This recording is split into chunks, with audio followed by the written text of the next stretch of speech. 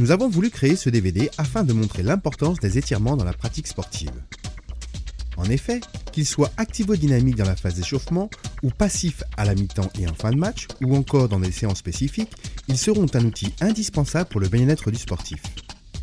L'intérêt ici est de montrer et d'apporter aux techniciens et praticiens une correction optimale sur l'apprentissage d'un étirement.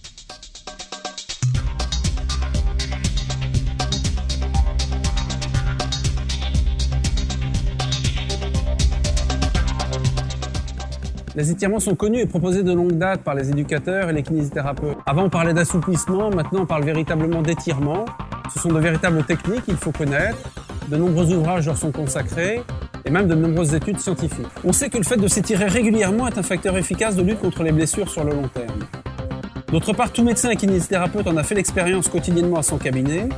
Les étirements font partie intégrante de l'arsenal thérapeutique, au même titre que le renforcement musculaire ou le travail proprioceptif.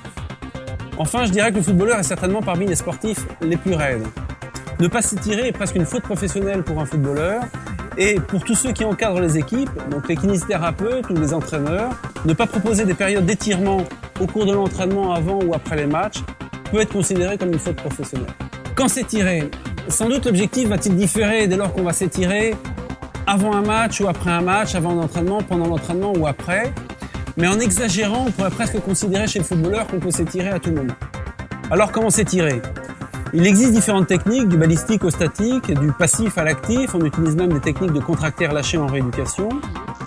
Il convient d'avoir de bonnes connaissances de l'anatomie, je parle là des éducateurs et du kinésithérapeute, et de connaître quelques règles simples. Le positionnement du bassin en est un bon exemple.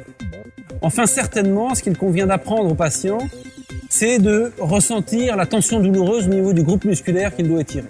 En conclusion, il faut toujours retenir que les étirements sont propres à chacun, dans leur intensité, leur répétition, dans le moment où ils sont réalisés.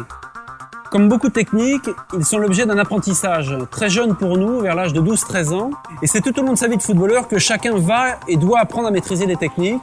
Il va retenir celles qui lui sont les plus profitables pour son bien-être et sa performance.